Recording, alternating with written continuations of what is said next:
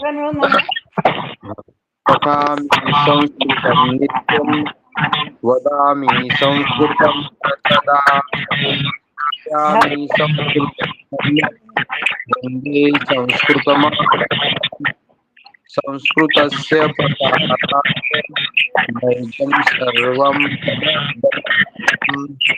संस्कृतस्य सदा वन्दे संस्कृतमातरम् संस्कृतस्य संस्कृतस्य आत्मानमात्मने वन्दे संस्कृतमातरम् वन्दे संस्कृतमातरम्.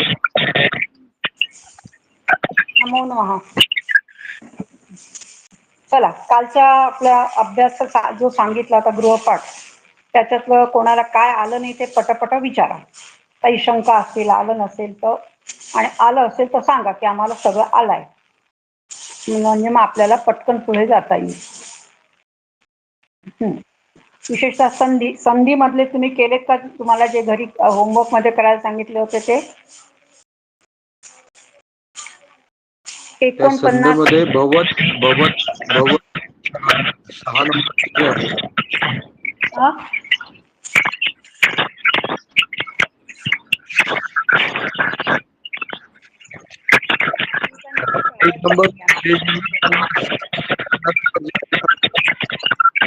आवाज कटून आवाज तुमचा खूप कटतोय श्रीकांतजी, नीट ऐकायला येत नाही मला. हो ताई, माझ्या मोबाईलला काहीतरी हो का? बर, ते 5 मिनिटं थांबून पुन्हा एकदा ट्राय करा सांगायला. हा, बाकीच्यांचं सांगा, कोणाचं काय आहे, कोणाला विचारायचं काही आहे का कालच्या होमवर्क मधलं? पटापट सांगा, म्हणजे कसं आपल्याला पुढे जायचं आहे. संधी मधलं सगळे आलेत का? अभ्यास मधलं 5 नंबर काय विचारायचं? विचारा. सुरेशजी, काल तुम्ही नव्हतात का? होते का काल? हो हो होते. बरं, झालं माझा केला होमवर्क झालं सगळं? हो झालं. काही अडचण नाही आहे ना? नाही, काही अडचण नाही. चला, छान. आणखीन कोणाला काही विचारायची अडचण आहे का काही? नाही तर मग पुढे सुरू करते मी तुमचा पाठ.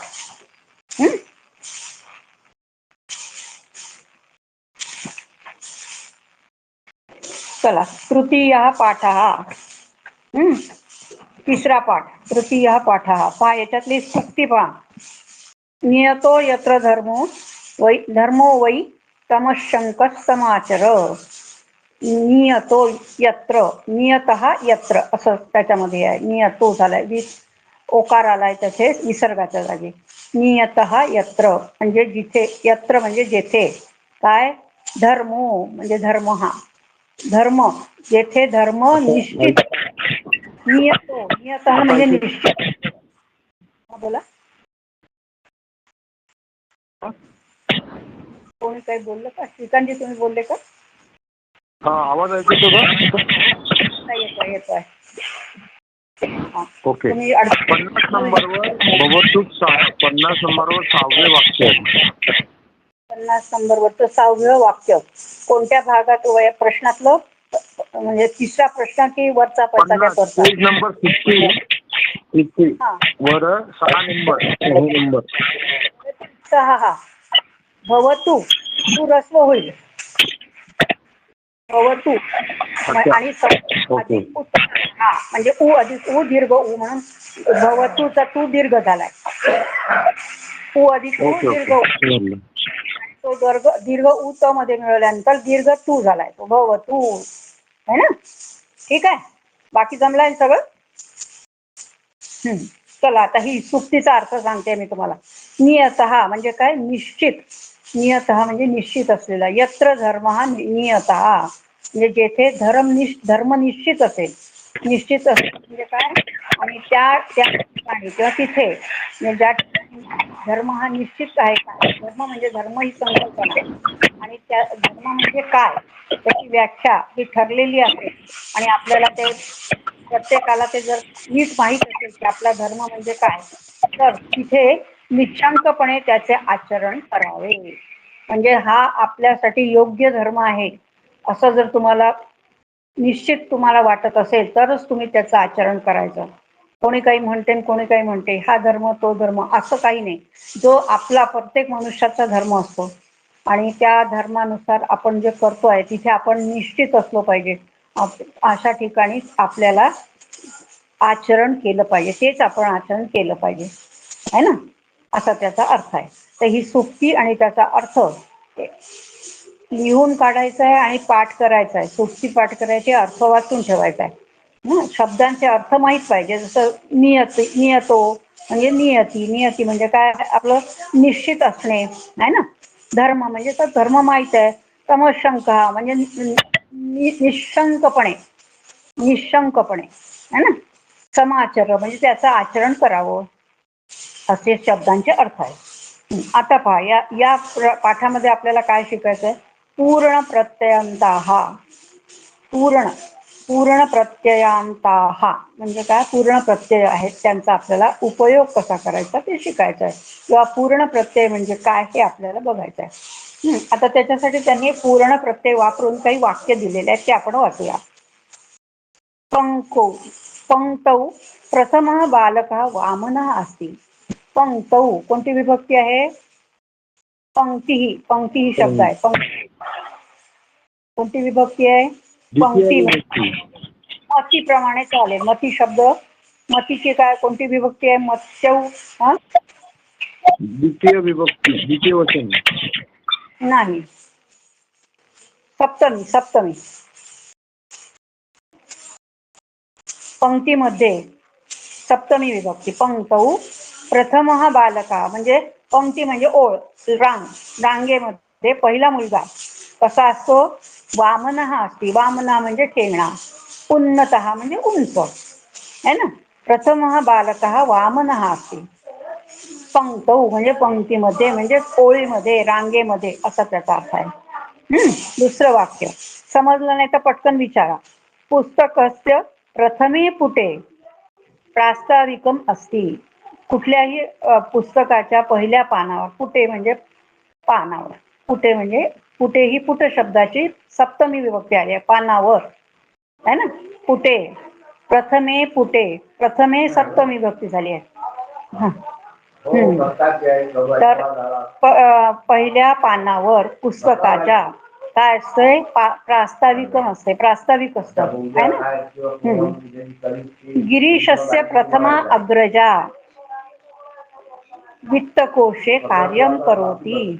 गिरीशस्य प्रथमा अग्रजा म्हणजे गिरीशस्य कोणती विभक्ती आहे,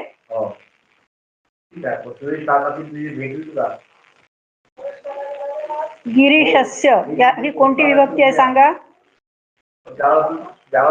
पटकन सांगा, फार सोपं आहे. गिरीशस्य षष्टी आहे, षष्टी. म्हणजे गिरीशची, षष्टी म्हणजे सातीचे, गिरीशची कोण, प्रथमा अग्रजा म्हणजे पहिली मुलगी, सगळ्यात मोठी, पहिली बहीण कोणती, अग्रजा, प्रथमा अग्रजा. वित्तकोशे, वित्तकोशे कार्य करोति. वित्तकोश म्हणजे आवाजात गडबड, डिस्टर्बन्स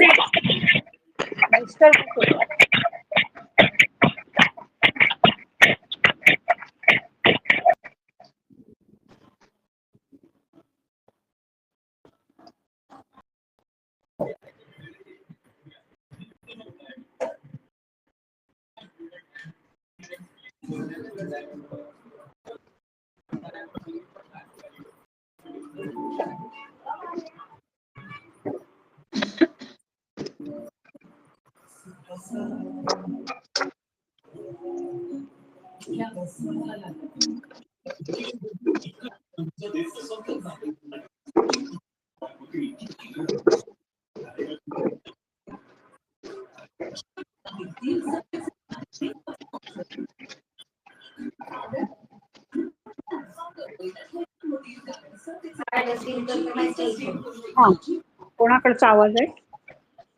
संगीता भगिनी तुमच्याकडचा आहे का? म्यूट म्यूट झालं. बघा, कोणतं वाक्य चाललं होतं आपलं? गिरीशस्य प्रथमा अग्रजा, म्हणजे गिरीशची पहिली मोठी बहीण, सगळ्यात मोठी पहिली म्हणजे है ना. वित्तकोशे कार्यम करोती. वित्तकोशे म्हणजे कुठे? बँकेत. बँकेत, करेक्ट. वित्तकोशे कोणती विभक्ती? पटकन सांगा. सप्तमी, अगदी बरोबर. वित्तकोशे कार्यम करोती म्हणजे गिरीशची मोठी बहीण, सगळ्यात मोठी बहीण वित्तकोश म्हणजे बँकेमध्ये काम करते. कार्यम करोती. गिरिजायाः द्वितीया अग्रजा म्हणजे गिरिजायाः म्हणजे कोणती विभक्ती आहे? द्वितीया. नाही, षष्ठी, अगदी बरोबर. षष्ठी, षष्ठी एक. गिरिजायाः म्हणजे गिरिजेची आहे ना. शालायाः, मालायाः, तसं गिरिजायाः गिरिजेची. कोण? द्वितीया अग्रजा म्हणजे मोठ्यातली, तिच्यापेक्षा मोठ्या पण 2 नंबरची अशी बहीण. संगणक कार्यालये कार्यम करोती. कुठे काम करते? संगणक कार्यालय. हा, कम्प्युटर. हा, कम्प्युटरवर काम करते. कार्यालये कोणती विभक्ती आहे? सप्तमी. सप्तमी, बरोबर. कार्यालये, वित्तकोशे हे सगळं सप्तमी असतात आहे ना. एकाराची मात्रा म्हणजे सप्तमी. आता विद्यालये द्वितीय प्रकोष्ठ विशालः अस्ति. विद्यालये कोणती विभक्ती आहे? सप्तमी. सप्तमी, बरोबर. विद्यालये काय आहे? द्वितीय प्रकोष्ठ. प्रकोष्ठ म्हणजे हॉल. खोली, खोली, खोली है ना. दुसरी खोली. द्वितीय प्रकोष्ठ म्हणजे दुसरी खोली. वर्गाच्या खोल्या असतात ना शाळेमध्ये, तर ती दुसऱ्या नंबरची जी खोली आहे ती कशी आहे? विशालः अस्ति, मोठी आहे म्हणजे हॉल सारखी आहे ना. विशालः म्हणजे मोठी, बाकीच्या खोल्यांपेक्षा ती मोठी आहे असा त्याचा अर्थ. द्वितीयस्य अट्टस्य. अट्ट म्हणजे काय? माळा, मजला. मजला, माळा, अगदी बरोबर. द्वितीयस्य अट्टस्य विभक्ती कोणती आहे? दुसऱ्या माळ्याच्या वरती. दोन्ही षष्टी आहे. दोन्ही षष्टी. द्वितीयस्य अट्टस्य. अट्टस्यची ती काय आहे? विशेषण विशेष संबंध आला पुन्हा, म्हणून दोन्हीची षष्टी एक वचन आहे ना. उपरी, उपरी म्हणजे वर. तृतीय अट्टः अस्ति. तृतीय अट्टः. अट्टः म्हणजे तृतीय म्हणजे कोणता? तिसरा. हा, तिसरा मजला आहे म्हणजे दुसऱ्या मजल्याच्या वर तिसरा मजला आहे. तृतीय अट्टः.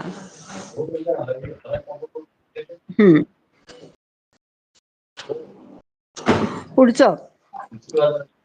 पांडवेषु. पांडवेषु पंचमः अस्ति सहदेवः. पांडवेषु म्हणजे कोणती विभक्ती आहे? सप्तमी. सप्तमी. शु म्हटलं की सप्तमी येतेच है ना. पांडवेषु पंचमः अस्ति सहदेवः. पंचमः पाचवा सहदेव आहे ना. अस्ति सहदेवः. भगवद्गीतायाम. भगवद्गीतायाम कोणती विभक्ती आहे? सप्तमी. नाही, सप्तमी, सप्तमी है ना. सप्तमी विभक्ती आहे. पूर्ण करते हैं. हाँ, भगवद्गीतायाम षष्ठः अध्यायः. षष्ठः अध्यायः, 6वा अध्याय कोणता आहे? आत्मसंयम योगः. आत्मसंयम योगः. हाँ, वर्गस्य सप्तमी दिने. वर्गस्य सप्तमी दिने. वर्गस्य षष्ठी आणि सप्तमी दिने सप्तमी. सप्तमी. सप्त आलं म्हणजे सप्तमी असणारच आहे की नाही. म्हणजे 7व्या दिवशी. सप्तमी दिने म्हणजे 7व्या दिवशी काय झालं? कौमुदी भोजनम आसीत म्हणजे वर्ग, साप्ताहिक वर्ग होता किंवा 15 दिवसाचा वर्ग होता, संभाषण वर्ग होता. त्या वर्गाच्या 7व्या दिवशी काय झालं? कौमुदी भोजनम. कौमुदी भोजनम म्हणजे कोणतं? रात्री भोजन. कौमुदी कौमुदी म्हणजे काय? चांदण्यात. हा, चांदण्यातलं भोजन झालं आहे ना, होतं. आसीत आहे त्यामुळे होतं.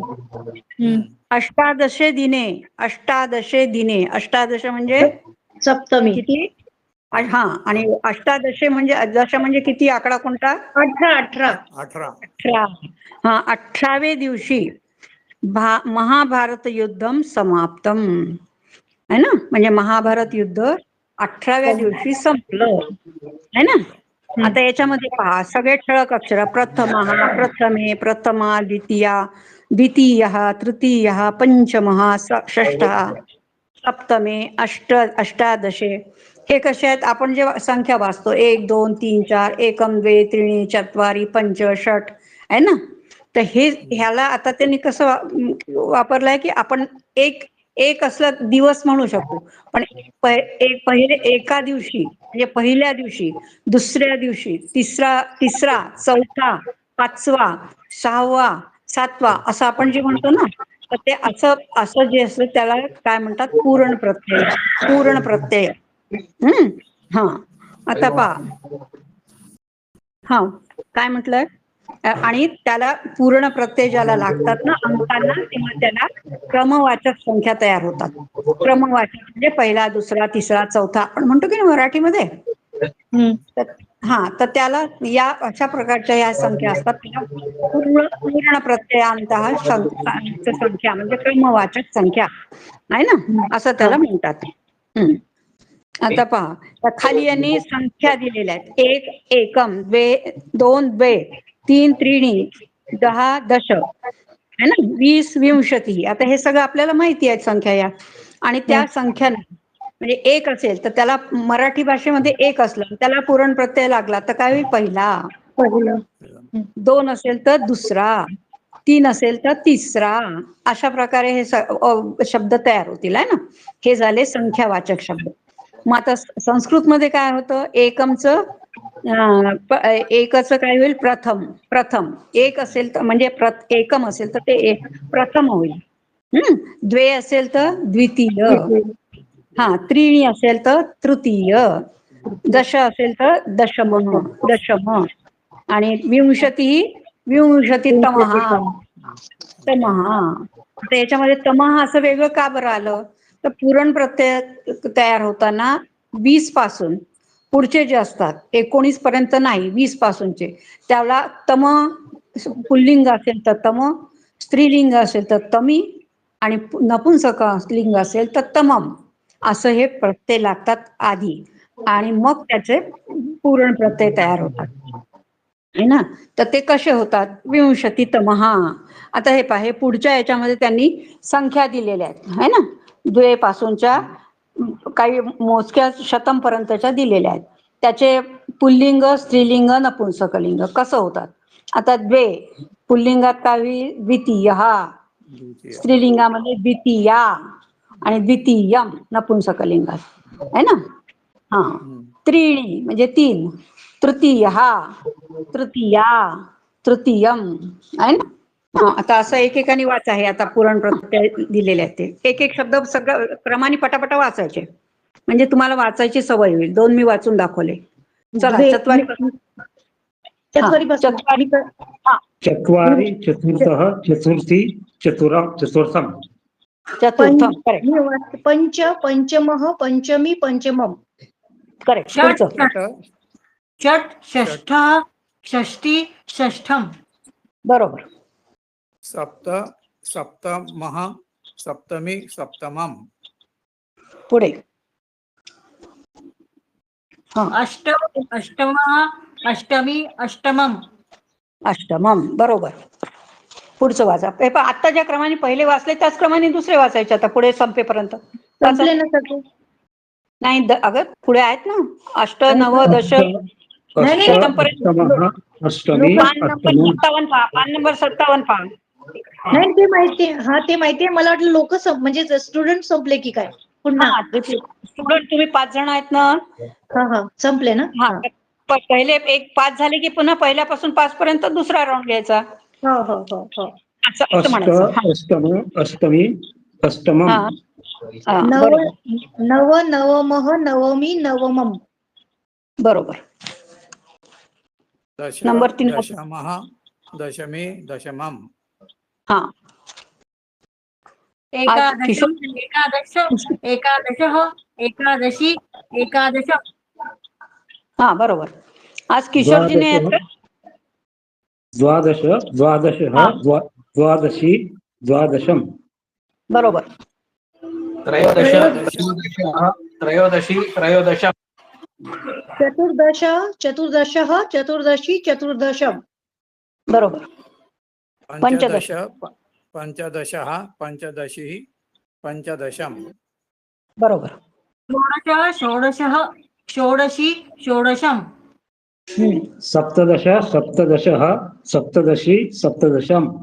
अष्टादश अष्टादशः अष्टादशी अष्टादशम. नवदश नवदशः नवदशी नवदशम. विंशति विंशतितमः विंशतितमी विंशतितमम्. एकविंशति एकविंशतितमः एकविंशतितमी एकविंशतितमम्. तमी तमी दीर्घ आहे लक्षात ठेवा. तमी नाही म्हणायचं तमी. तमी. हा पुढचं वाचा. द्विनवति द्विनवतितम द्विनवतितमी.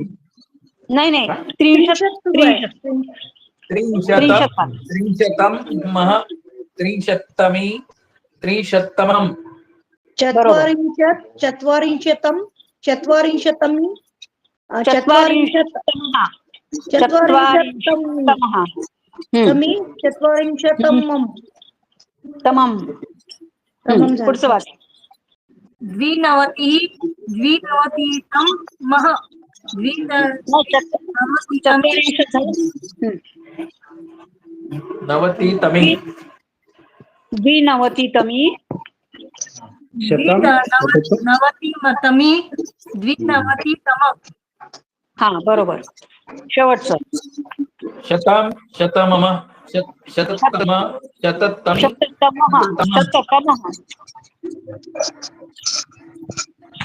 शततमः शततमी शततमम. हा आता पहा इथे नोट दिली आहे. मी तुम्हाला सांगितलंय ते पुन्हा इथे खाली दिला. स्मरंतु लक्षात ठेवा. विंशतिः म्हणजे 20. यानंतर नंतर संख्यांना पूर्ण प्रत्ययांतर्गत बनवण्यासाठी संख्यावाचक शब्दानंतर तमहा तमी तमम हे शब्द जोडले पाहिजेत. म्हणजे पुल्लिंगात तमहा स्त्रीलिंगात तमी आणि नपुंसकलिंगात तमम है ना. 20 पूर्वीच्या म्हणजे 19 पर्यंतच्या संख्यांना हे शब्द जोडायचे नाही. लक्षात ठेवायचं. हा स्मरंतु. आता हे पूर्ण प्रत्यय समजले का सगळ्यांना? हो हो हा कसे लिहायचे ते सगळ्यांना कळले ना. आता पहा चितचन. चितचन हे प्रत्यय आहे आणि अव्यय प्रत्यय. हा आणि त्याचा आता आपल्याला कसा उपयोग होतो हे बघायचं आहे. चितचन.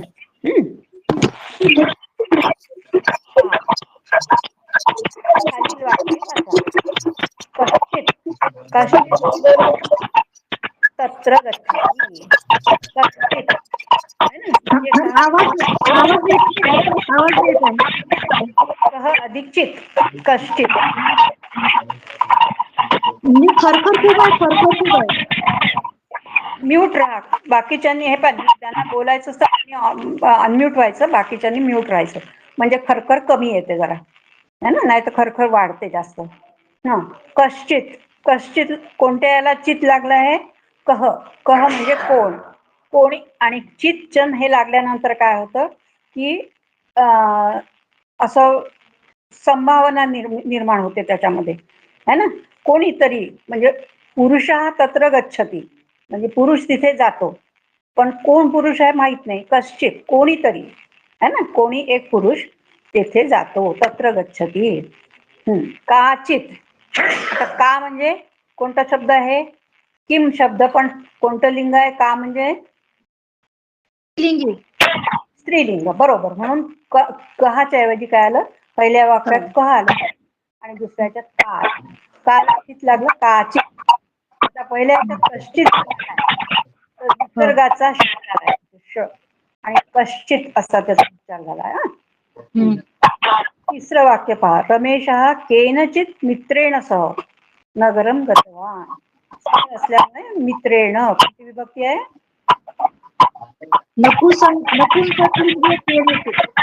हा केन शब्द बरोबर आहे, लिंग आहे. पण इथे मित्रेण म्हणजे कोणती विभक्ती आहे? तृतीय आहे. एक वचन. कशामुळे? समोर स आहे. सहयोगे या मित्रेण स आहे ना. मग तृतीय आहे म्हणून कहा शब्दाची कोणती विभक्ती येईल? नपुंसकलिंगी किम शब्दाची कोणती विभक्ती येईल? या केन केनचित आहे ना. विशेषण विशेष संबंध आल्यामुळे त्याच याला फक्त विभक्तीला चित लागलं. चित म्हणा, चंद म्हणा, कोणतंही पण लागेल. केनचित मित्रेण सह नगरम गत. केनचित म्हणजे जे नपुंसक लिंग लागलेलं आहे तर ते का बरं? म्हणजे मित्रम शब्द हा नपुंसकलिंगी शब्द आहे. मग मित्रम म्हणून लागलेलं. प्रथमा द्वितीय वेगळी आहे पण तृतीय पुल्लिंगी सगळे. म्हणून मग मित्रेण मग केनचित मित्रेण केनचित मित्रेण. चौथं पहा. समजलंय ना हे? गृहस्वामिनी कस्यैचित सेविकायै वस्त्रं दत्तवती.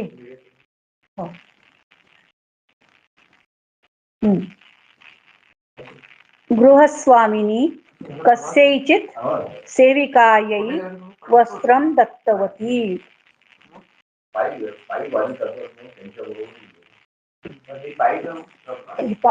आवाज बोलू नका, आवाज जातो. हा. कस्याश्चित कोण नाही. गृहस्वामिनी कस्यैचित सेविकायै वस्त्रं दत्तवती. सेविकायै कोणती विभक्ती आहे? चतुर्थी. म्हणून इकडे काय आलं?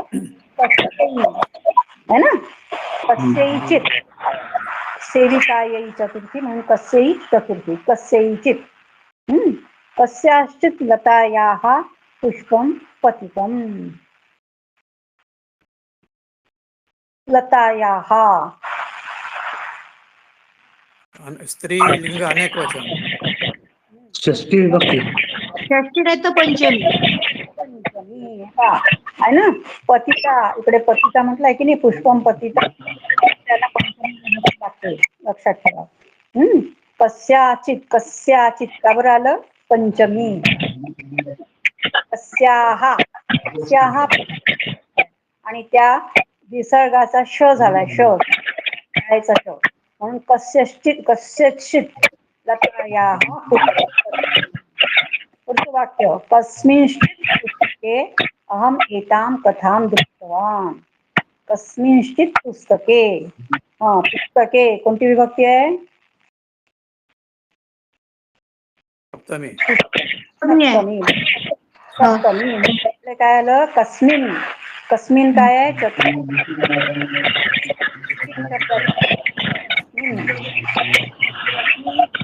आपण नाही का स्पीकर चालू केला ना, खूप खरखर होतो. नाही, बोलणं झालं की पटकन बंद करायचं आपण, म्हणजे मग खरखर काम नाही. बोलायला सुरू करावंच लागेल ना स्पीकर आपल्याला. त्यामुळे बोलायला चालू केला की ताबडतोब बंद करून टाकायचा, म्हणजे मग खरखर नाही होत. ठीक आहे. छात्रः कंश्चन शिक्षकं पृष्टवान आसीत्. छात्रः पृष्टवान आसीत्. शिक्षकम कोणती विभक्ती आहे? शिक्षकम. द्वितीय कर्मपद आहे ना. द्वितीय विभक्ती. छात्रा शिक्षकम पृष्टवान. द्वितीय विभक्ती.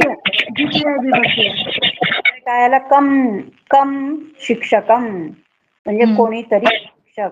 मग कमचा अनुस्वार आहे, त्याचा य झालाय कारण समोर च आहे म्हणून, है ना. कैश्चन असा प्रोनाउन्सिएशन असते, उच्चारण, है ना.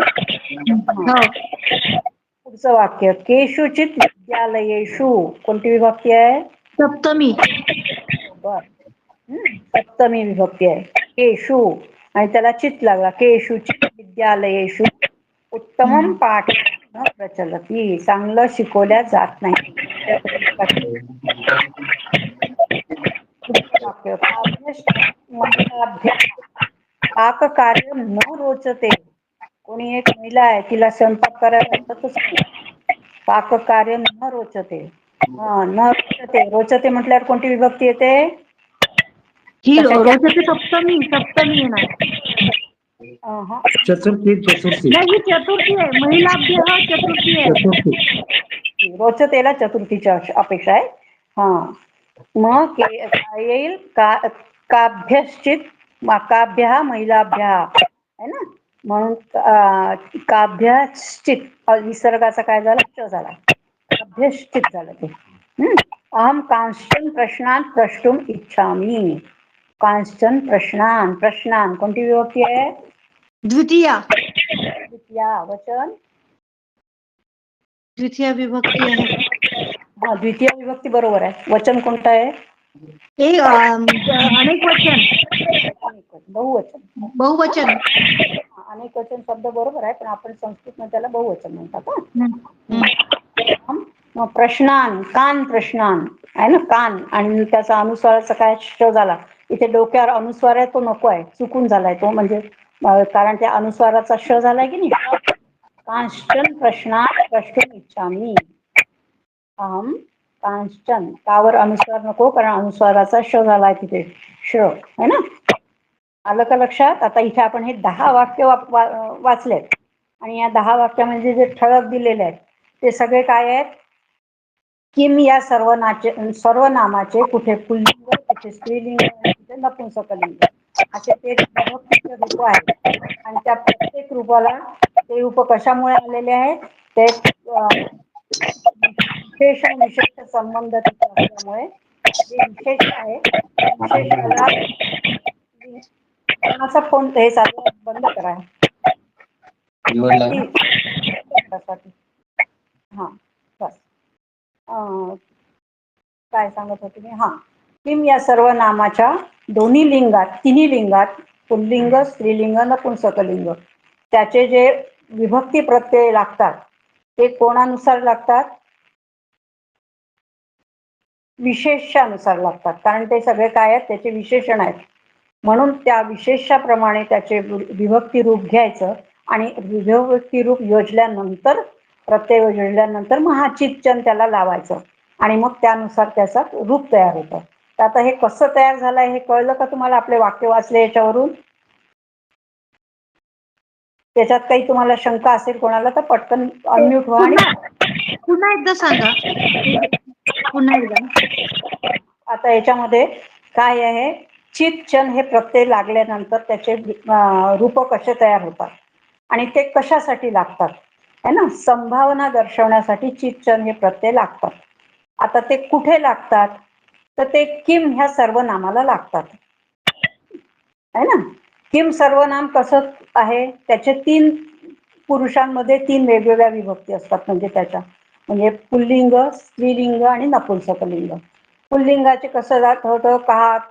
कहा कौके, कम कौकान, केन काभ्याम कैही है ना, असे होतात. स्त्रीलिंगामध्ये काय होतात? का के काहा, काम के काहा, कया काभ्याम कावी असं होते. आणि नपुंसकलिंगामध्ये पहिलं आणि दुसरं कम के कानी, कम के कानी, तृतीयापासून सगळं कसं होतंय? पुल्लिंगासारखं होतंय. असे त्याचे सर्वनामांचे, किम या सर्वनामाचे रूप आपल्याला माहित आहेत. आपण हे पहिल्या प्रवेश परीक्षेत शिकलेलो आहोत. आणि हे जे रूप येतात त्याला चित आणि चं हा प्रत्यय जोडायचा. आणि म्हणजे मग आपल्याला कोणीतरी, कोणाचा तरी, असं जे आपल्याला त्याचा अर्थ करायचा असतो त्या विभक्तीनुसार, त्या प्रत्येक विभक्तीचे काय असतात? अर्थ असतात. त्या अर्थानुसार आपल्याला ते योजायचं. मग आता कोणती विभक्ती घ्यायची? तर तो ज्या शब्दाला त्याचं विशेष म्हणून जो शब्द आहे त्या शब्दाची जी विभक्ती आहे विशेषाची प्रथमा विभक्ती असेल तर किम सर्वनामाची प्रथमा घ्यावं लागेल है ना. आणि पुल्लिंग असेल तर पुल्लिंग घ्यावं लागेल. तर पुढे समजा विशेष स्त्रीलिंगात असेल, स्त्रीलिंगाची पंचमी असेल तर स्त्रीलिंग किम शब्द त्याची पंचमी घेऊन त्याला चित किंवा चंद हा प्रत्यय लावावा लागेल. अशा प्रकारे त्या विशेषाचं लिंग वचन विभक्ती पाहिजे. त्याच लिंग विभक्ती वचनामध्ये किम सर्वनामाची योजना करायची आणि मग त्याला चित किंवा चं हे प्रत्यय लावायचे. म्हणजे मग त्या संभावनार्थक त्याचं वाक्य तयार होईल. आता कळलं का सगळ्यांना? कळलं की नाही? हे जे चण लागतात, हे चण लागते जे ते याला तृतीयाला जे असं तेव्हाच लागेल का? यालाच लागतं असं काही नाही आहे. कोणतेही विभक्ती लागतं. चित किंवा चन दोघांचा अर्थ सारखाच आहे. तुम्ही कोणतंही लावू शकता. अच्छा, कोणतेही लावू शकते ना. जसं आता याने का चित असं लागलेलं आहे, का चण असं लागता येईल का आपल्याला? काचन सुद्धा बरोबर आहे. काचन सुद्धा बरोबर आहे. अच्छा, ठीक आहे. आता सगळ्यांच्या शंका निघाल्या का? काही आहे का शंका? नाही. अनिश्चितता दाखवण्यासाठी याचा उपयोग होतो आहे ना. संभावना, अनिश्चितता म्हणजे कदाचित वगैरे. कदाचित नाही, कोणीतरी असं म्हणजे कोणीतरी महिला, आता महिला कोण माहित नाही आपल्याला, तिचं नाव माहित नाही, ओळख नाही, मग कोणीतरी महिला आज माझ्या घरी आली होती. संभव. हा, म्हणजे अनिश्चितता, व्यक्ती कोण आहे माहित नाही आहे ना, म्हणून त्याच्यासाठी चितचन प्रत्यय लावायचे. कळलं? आता पहा पुढे.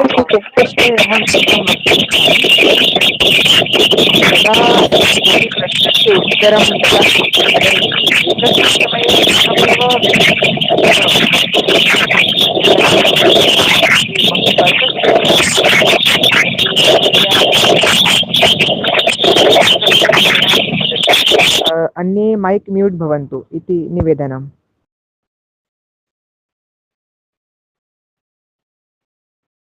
यदि सर्वे जनाः मैक् अन्म्यूट् कृत्वा वदन्ति चेत् कोलाहलं भविष्यति तत्र सौण्ड् माध्यमेन।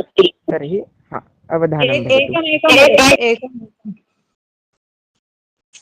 यदि कापि शंका अस्ति तर्हि सर्वे एकत्र मा वदतु, एकं वदतु, शंका निरसनं भवति। अस्तु, अग्रे। आता इथे पहा खाली 2 पासून इथे त्यांनी खाली 10 पर्यंतचे वाक्य दिले आहेत. आता आपल्या त्या मगाच्या क्रमाने प्रत्येकाने एक वाचा आणि पुढचा त्याचा अर्थ वाचा. मग ज्या क्रमाने वाचला त्यांनीच पहिला, दुसरा, तिसऱ्या क्रमाने वाचा, 5ही जण. काश्चित वृद्ध तरी वृद्ध महिला. हा, समोर त्याचा अर्थ दिलेला आहे. हा, अनिश्चितता दाखवणारा. हा, पुढचं वाचा कोणाचा नंबर आता? चेरचित निद्रेण. कसैचित सेविकायै कोणत्या तरी सेविकेला. समोर अर्थ दिलेला आहे, तोही पण वाचायचा. हा, चला 4 नंबर पुढचं वाचा. कसैचित सेविकायै कोणत्या तरी सेविकेला. हा, पुढचं वाक्य. कस्याचित लतायाः कोणतरी वेलीच्या. हा, कोणत्या तरी वेलीच्या. लतायाः षष्ठी. हा, पुढे वाचा. कस्मिंश्चित पुस्तके कोणत्या तरी पुस्तकात.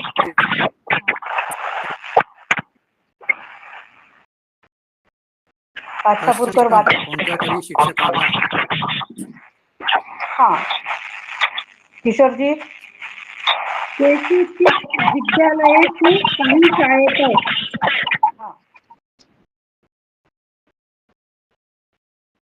पुढचं वाचा. मी आहे का? महिला. अभ्यासचित महिलाभ्या, काही महिलांसाठी. हा, शेवटचं वाचा. कांचन प्रश्नानां काही प्रश्नासाठी. हा, आता आपल्याला त्यांनी अर्थ सुद्धा त्याचे दिलेले आहेत, कसे होतात ते. त्याच्यामुळे आणखी स्पष्ट झालं ना तुम्हाला ते. आता याच्या खाली त्याचे 2 नियम जे दिले आहेत ते वाचा सगळ्यांनी. प्रत्येकाने आपल्या पुस्तकातील नियम वाचा आणि त्याच्यातलं समजलं नसेल तर मला सांगा. चित आणि चन ही 2 अवयव आहेत. दोन्हींचा अर्थ समान आहे. बरं, पुढचं. किम शब्दाच्या वेगवेगळ्या रूपांबरोबर ती जोडली जातात. इथे इथे किम हे विशेषण असल्यामुळे विशेषणाचं त्या लिंग वचन आणि विभक्तीच्या अनुसार त्यांची रूपे होतात.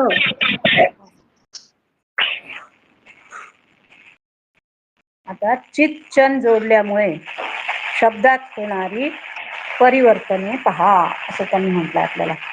चित चन हे आपण कसे जोडायचे ते आपण आता पाहिले आणि जे मी तुम्हाला सांगितले ते सगळे नियम इथे लिहून दिलेले आहेत आता, है ना. जे सगळं मी तुम्हाला आधी सांगितलं होतं.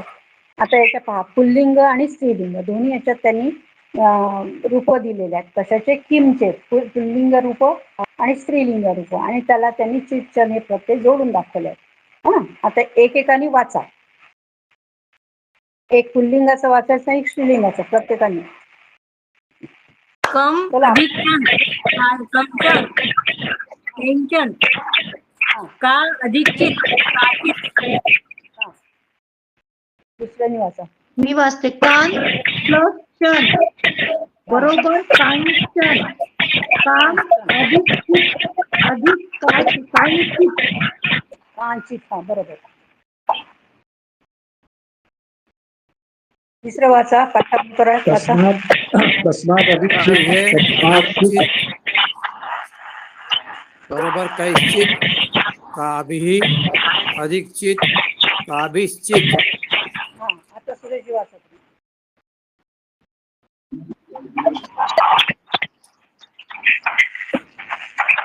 वाचा सुरेशजी वाचा, श्रीकांतजी वाचा, तुम्ही कोणीतरी वाचा पटापटा.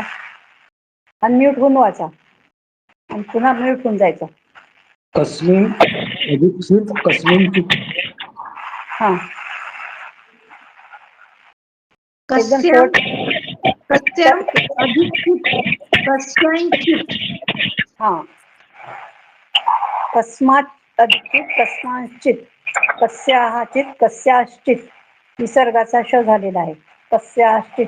हा, आता आलं का? इथपर्यंत आल्यावर लक्षात आलं सगळ्यांना? हो.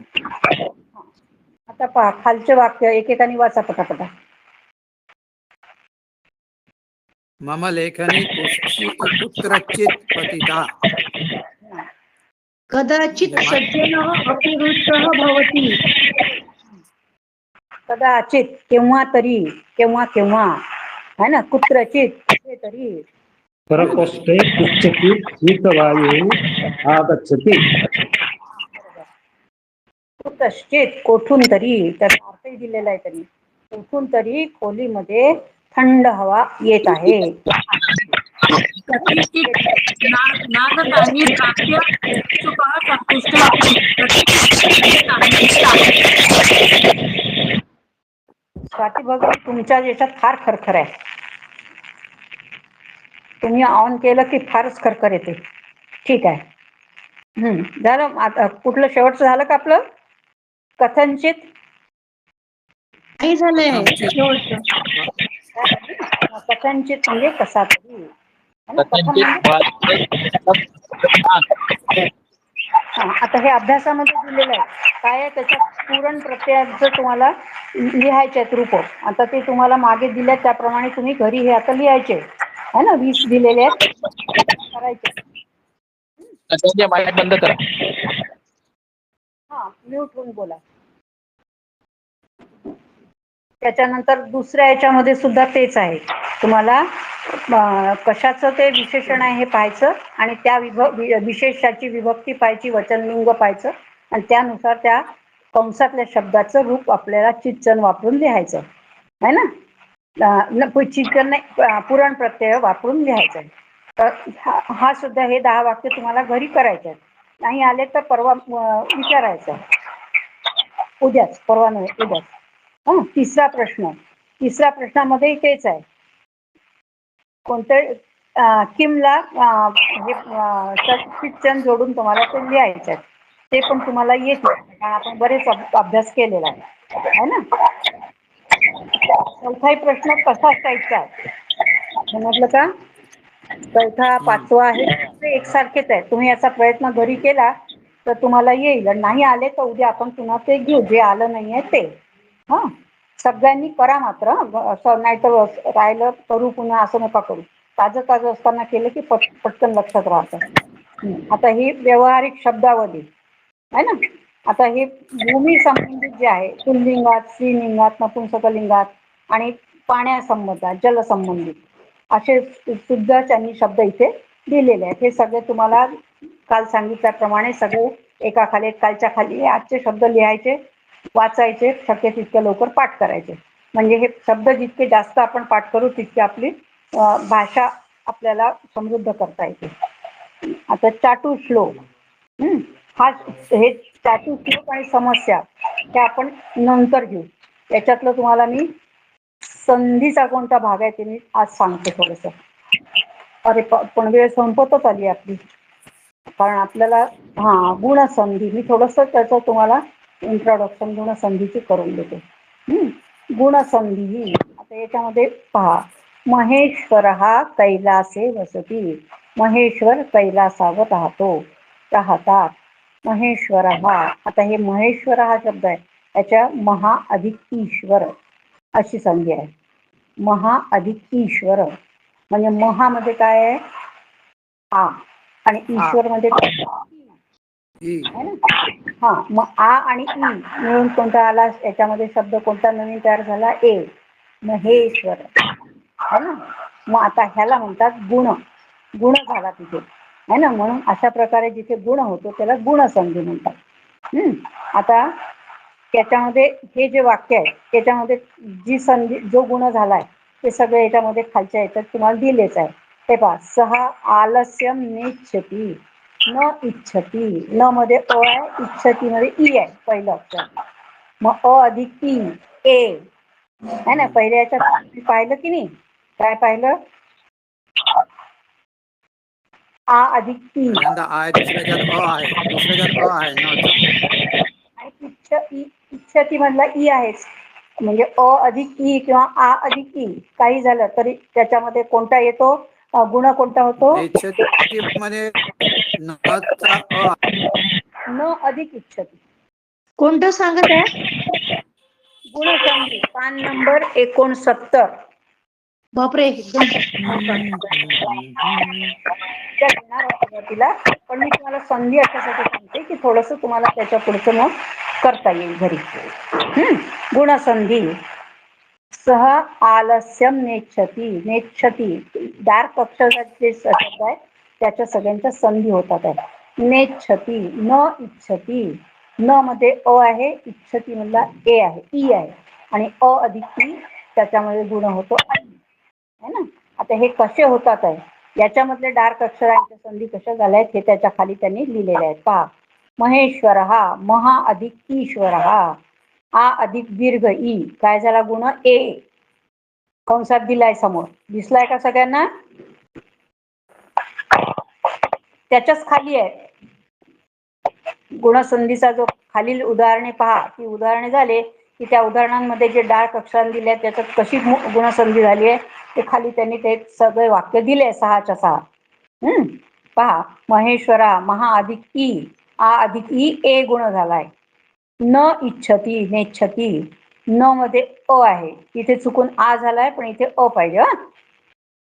कंसामध्ये अ अधिक ई द्यायला पाहिजे, त्यांनी आ अधिक ई छापला आहे. तर अ अधिक ई ए है ना. म्हणजे अ ई आ ई काही असलं तरी त्याचा गुण काय होतो ए. पुढचं तिसरं वाक्य पहा, सूर्योदय हा, सूर्य अकार आहे आणि उदय मध्ये उ आहे. अ आणि उ यांचा संयोगाने त्याचा गुण काय झाला ओ, सूर्यो ओ आल्यामुळे है ना. य मध्ये ओ मिळाला, यो झाला, सूर्योदय हा. गंगोदकम, गंगा अधिक उदकम, गंगा मध्ये आ आणि उदकमचं उ, आ अधिक उ ओ गुण झाला. मग अ अधिक उ असो की आ अधिक उ असो ओ महर्षी, महा अधिक ऋषी,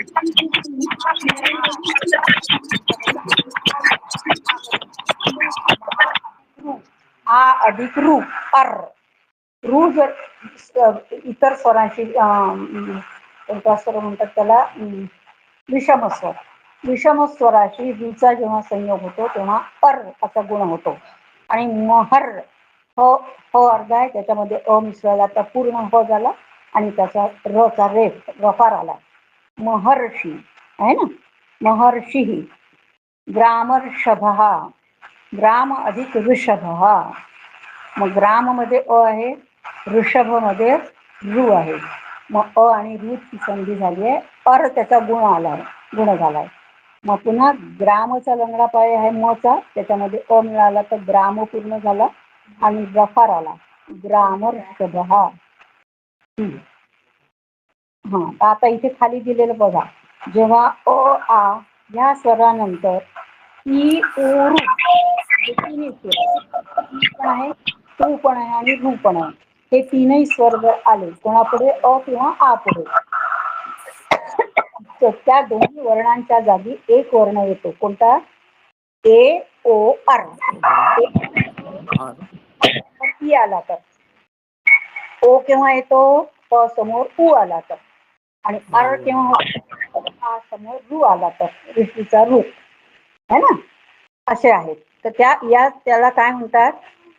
वर्णांचा क्रमशः आदेश, गुणादेश झालेला आहे तिथे है ना. आणि म्हणून त्याला गुणसंधी असं म्हणतात. अशा प्रकारच्या संधीला गुणसंधी म्हणतात. आता इथे खाली जे शब्द दिले आहेत त्याच्यामध्ये त्यांनी पूर्ण तुम्हाला दिलेले आहेत, कोणते शब्द आहेत, त्याची संधी कशी झालेली आहे आणि कोणते स्वर एकत्र आले तर त्याचा कोणता गुण झालेला आहे ना. अशा प्रकारे त्यांनी इथे तुम्हाला हे 10 वाक्य दिलेले आहेत. हे 10 वाक्य तुम्हाला वाचले की बरंच क्लिअर होऊन जाईल. आणि इथे सगळं सोडवून दिलंय, फक्त वाचायचं आहे आपल्याला, काही त्याच्यात करायचं नाही आहे. मग हे जर वाचायला कळलं तर अभ्यासमध्ये जे हे संधीचे पहिला आणि दुसरा प्रश्न हे 2 प्रश्न तुम्हाला होमवर्क मध्ये करता येतील. आलं का लक्षात? हो. हा, आणि जमायला काही हरकत नाही, फार काही कठीण नाही आहे, जमेल ना. चला, बरोबर आपलं वेळात संपलं. संधी मला वाटत होतं आज थोडी घ्यायची, ती झाली. ठीक आहे. आपण पहिल्या प्रकरणात, याच्या आधीच्या प्रकरणात आपण कोणती संधी घेतली? सवर्ण दीर्घ संधी. कोणती शिकलो आपण? सवर्ण. हे आणि हे स्वरसंधीचेच प्रकार आहेत हा, सवर्ण दीर्घ संधी. आता आपण गुणसंधी शिकलो. गुण सुद्धा स्वरसंधीमध्येच येत आहे हा, लक्षात ठेवा. स्वरसंधीचे जे प्रकार आहेत त्याच्यात हा दुसरा प्रकार आता आपण आज या शिकलेला. 2 मध्ये काय अंतर आहे? गुणसंधी आणि सवर्ण संधीमध्ये? सवर्णामध्ये काय असतं की दोन्ही वर्ण समान असतात. अ पुढे अ पुढे आ पुढे आ पुढे आ असे जर आले तर अ पुढे सवर्ण आहेत. ही अच्छा. सवर्ण आहेत है ना. हा ई हा पुढे दीर्घई होतो, रस्वई पुढे दीर्घई, दीर्घई पुढे रस्वई आला तरी दीर्घई होतो है ना. हा असं आहे. ऊ दीर्घ ऊ होतो, असं आहे. त्याला सवर्ण दीर्घ म्हणतात. आपण याच्या आधीच्या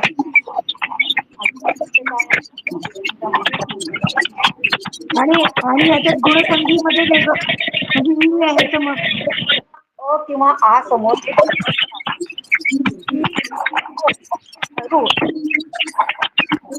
ऐकायला नाही येत आहे व्यवस्थित. आवाज खूप येत आहे. हे आहे ना, तो म्यूट आहे.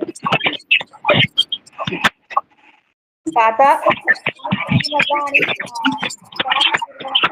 दोन्ही मधला फरक चला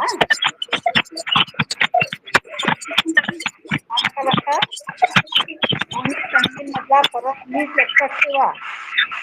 सवर्ण दीर्घ म्हणजे काय आणि गुणसंधी म्हणजे काय? गुण होणे वेगळं आणि सवर्ण दीर्घ मध्ये तोच वर्ण आहे दीर्घ, त्याच जोडीतला दीर्घ जो वर्ण असतो तो येतो. इथे गुण होतो म्हणजे दोन्ही येत नाही, तिसरा होतो. जसं अ आ यांच्या पुढे ई आला ए होतो, ऊ आला तर काय होतो? ओ होतो, आणि रू आला अ आच्या पुढे तर काय होतो? अर. हे आता जे आपण 3 पाहिले ते हा फरक आहे गुणसंधी आणि सवर्ण दीर्घ मध्ये. कळलं का? कळलं की नाही? कोणीतरी तर सांगा हो की नाही. हो, आणि ते अनम्यूट करायलाच लक्षात नाही राहत. आता तुम्ही हे तेव्हा तुमच्या अभ्यास आणि मग ह्याचा अभ्यास केल्यानंतर थोडं वर्ण अधिक ए केलं तर आई होईल ना? अधिक ए केलं तर आई होईल ना? नाही काय होतं सांगा यानंतर आपण वृद्धी संधी शिकणार आहोत का? हा? वृद्धी संधी शिकणार आहोत का? संधी अजून आपण आलो नाही तिथपर्यंत. आलं की शिकू. वृद्धी संधीमध्ये आपण तेव्हा शिकू. आपण याच्यानंतर बहुतेक यण संधी असेल, मग वृद्धी संधी असेल. यांत वांत पण आहे अजून 5 भाग त्याचे आपल्याला शिकायचे. संधी स्वरसंधीचे प्रकार. चला अरुणोदयाने याचा मग विग्रह कसा म्हणजे मोठा न आहे तर काही आहे का फरक आहे का? अरुण आहे की नाही अरुण अधिक उदय. अरुण म्हणजे काय न अधिक लंगडा न अधिक आहे की नाही शेवटचा स्वर आणि उदय म्हटला पहिला स्वर कोणता आहे उ. मग असमोर उ आला तर काय होतो ओ. अरुणो नो झालाय ना त्याचा गुण ओ झालाय ना मग अरुणो होईल न मध्ये ओ मिळाला तर नो. अरुणोदय. अरुण म्हणजे सूर्य आहे ना. चला शांती मंत्र म्हणायचा का? म्हणायचा का शांती मंत्र? हो. सर्वे भवन्तु सुखिनः.